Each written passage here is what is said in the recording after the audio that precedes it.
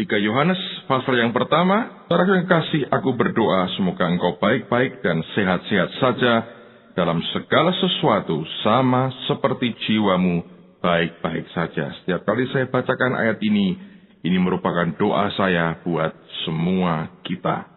Nah, hari ini kita belajar subjek yang sangat menarik soal hutang. Ada banyak pertanyaan yang masuk, yang bertanya kemanapun saya pergi, saya seminar, saya menyampaikan firman dalam KKR.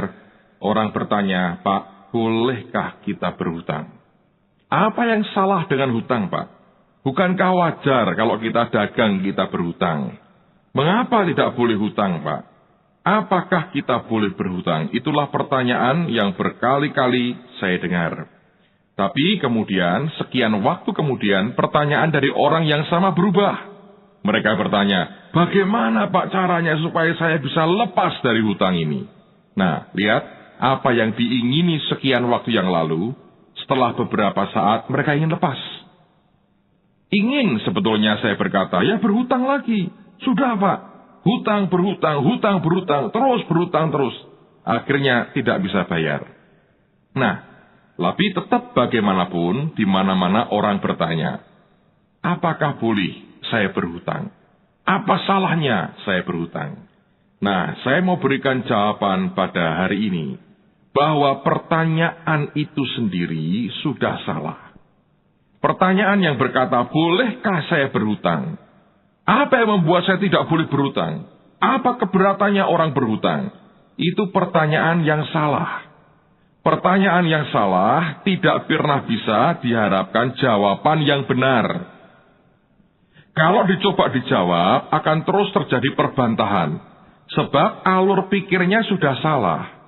Semua yang dialur pikir salah, pasti akibatnya semuanya salah. Jadi, pertanyaannya itu sendiri sudah salah. Mengapa saya katakan salah? Lihat sekarang di Ulangan pasal yang ke-28. Ulangan pasal yang ke-28, kalau Anda baca, ini adalah ucapan berkat yang disampaikan. Kalau Anda ada waktu dan harus ada waktu, Anda bisa baca mulai ayat-ayat yang pertama, tapi kita akan coba melihat pada ayat yang ke-12 dari Ulangan pasal yang ke-28. Dikatakan dalam bagian berkat yang Tuhan berikan buat kita, ya, ini bagian berkat, ini berkat Tuhan memberkati kita di bakul, di lumbung, kita diberkati luar biasa. Bagian dari berkat itu dikatakan, Tuhan akan membuka bagimu perbendaharaannya yang melimpah, yakni langit, untuk memberi hujan bagi tanahmu pada masanya dan memberkati segala pekerjaanmu. Sehingga engkau memberi pinjaman kepada banyak bangsa, tetapi engkau sendiri tidak meminta pinjaman. Lihat ya, Alkitab berkata, bagian daripada berkat yang Tuhan ucapkan adalah, engkau memberi pinjaman kepada banyak bangsa, tetapi engkau sendiri tidak meminta pinjaman. Nah, ini bagian dari berkat. Nah, kalau Anda mau diberkati, kenapa berpikir bahwa aku mesti berhutang? Harusnya pertanyaannya adalah begini. Bagaimana caranya aku menikmati berkat Ulangan 28 ini, termasuk ayat 12 yang berkata, aku tidak minta pinjaman, tapi aku memberi pinjaman kepada orang lain. Nah, itu pertanyaan baru benar. Kalau sudah benar pertanyaannya, nanti kita akan dapatkan jawaban yang benar. Tetapi kalau pertanyaannya sudah salah, apa nggak boleh berhutang? Kan wajar orang berhutang. Kan wajar dagang berhutang. Kan hidup ini wajar, penuh dengan orang yang hutang piutang. Kan wajar, boleh dong berhutang. Kalau terus Anda desak begitu, itu saya mau katakan, silakan kalau memang Anda mau berhutang. Tapi kalau saya berkata kepada saudara, itu pertanyaanmu sudah salah. Karena bagian dari janji yang Tuhan berikan adalah, engkau tidak akan berhutang.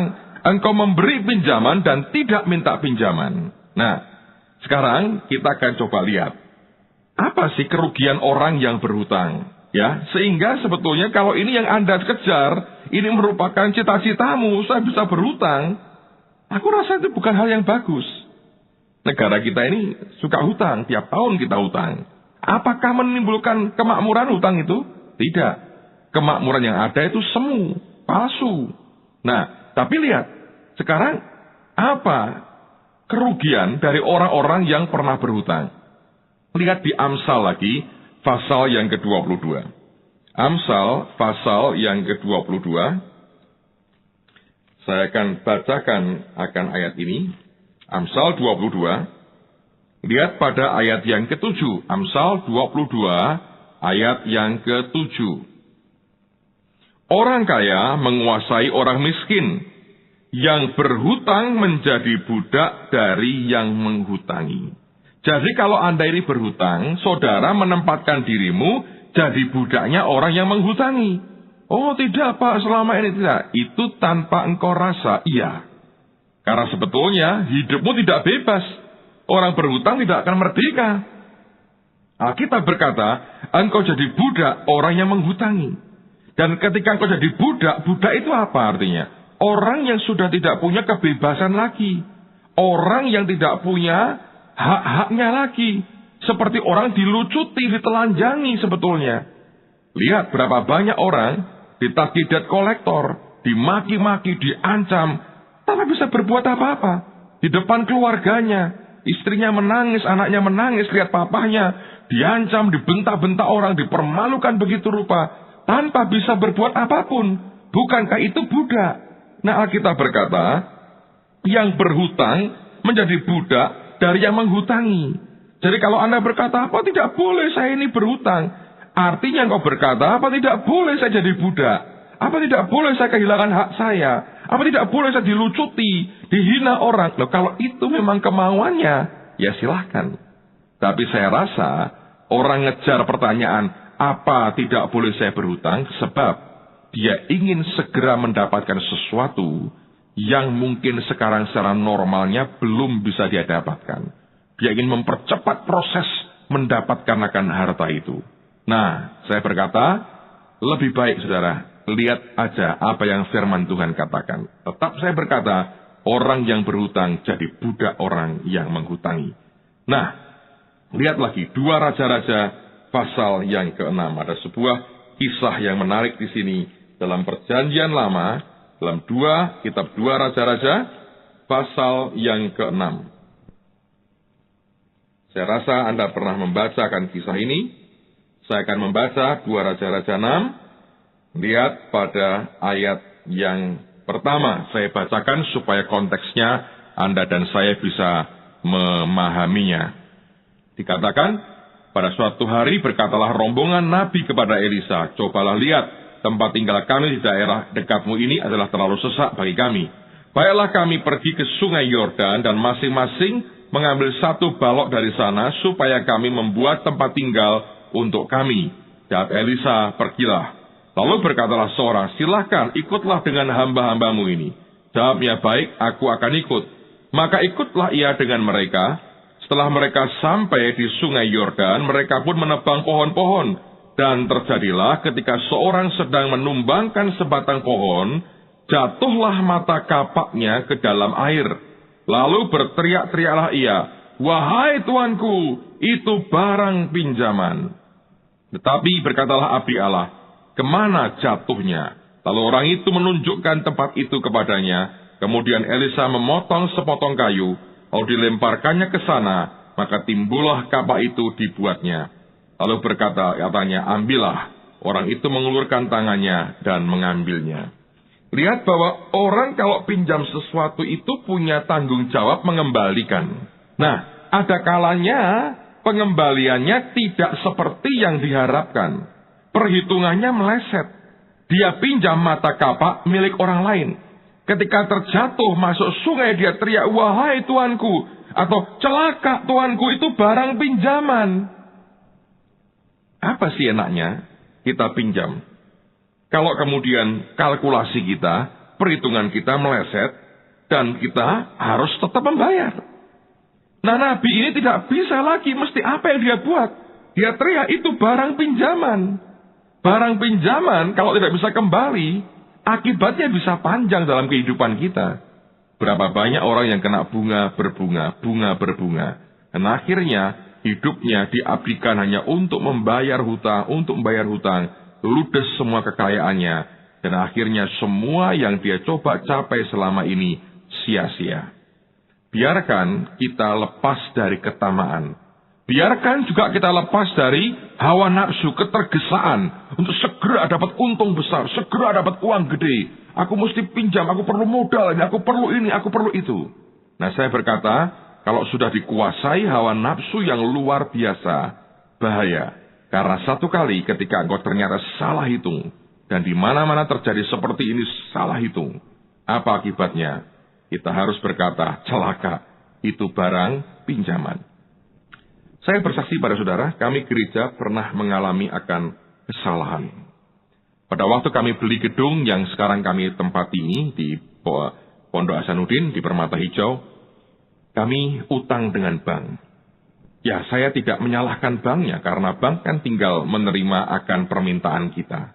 Jadi waktu kami maju, banknya baik sekali. Kami diberi waktu yang cepat untuk cair uangnya. Singkat cerita, dalam proses sekian waktu, uangnya cair, kami bayarkan untuk beli gedung.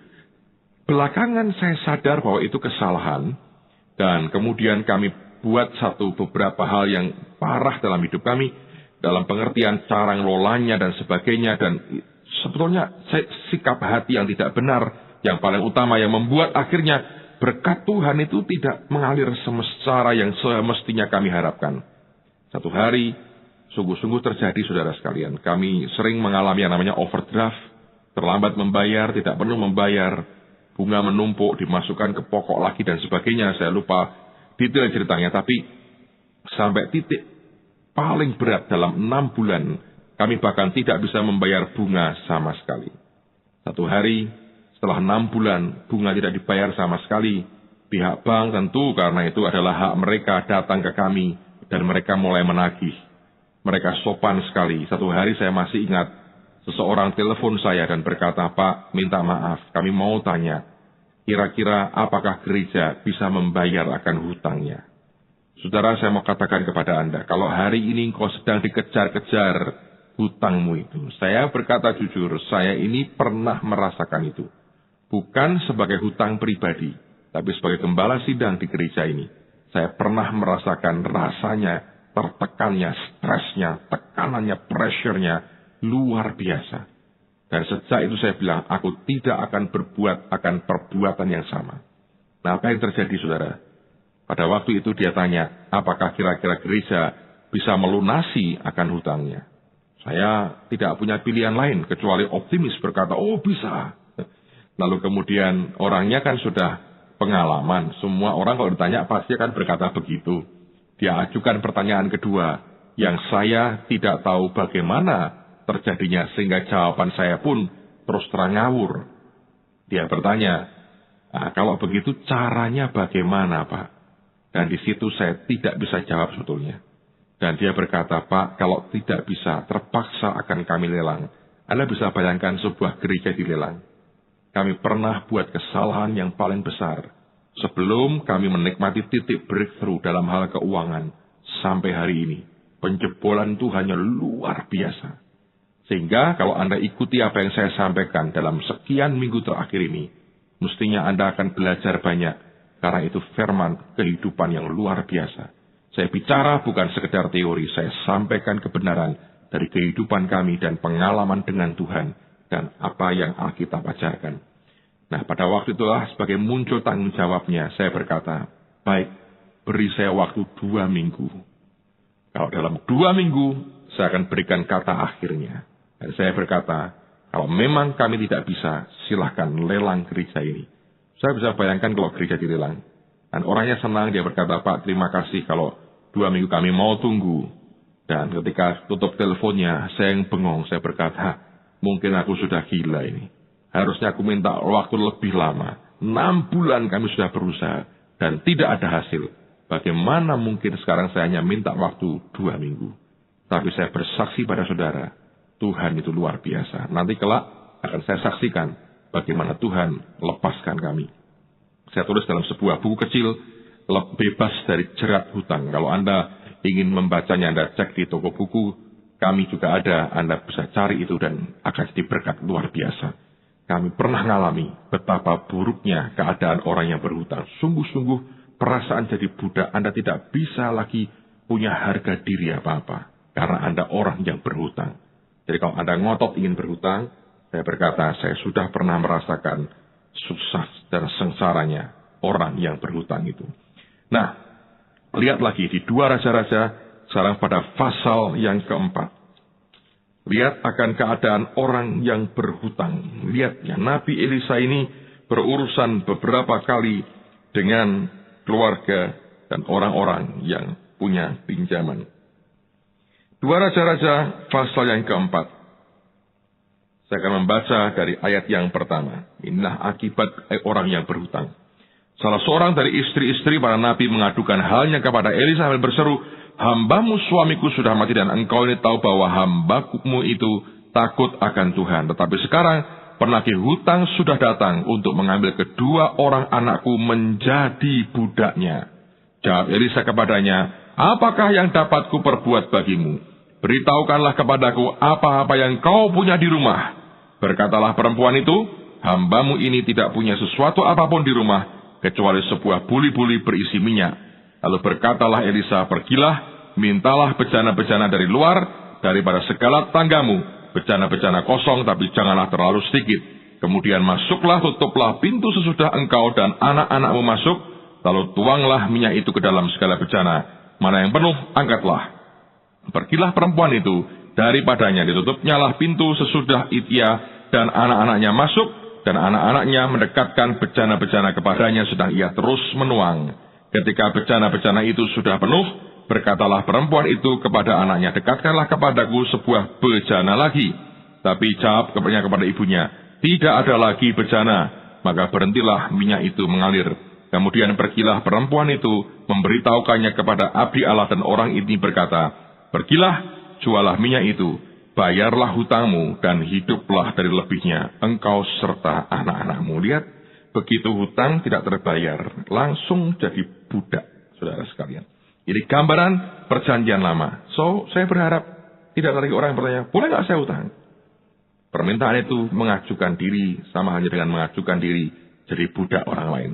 Percayalah saudara, tidak ada nikmatnya berhutang, kecuali sekedar memuaskan nafsu kita untuk mungkin memiliki sesuatu yang belum waktunya kita dapatkan. Kita akan teruskan lagi besok. God bless you.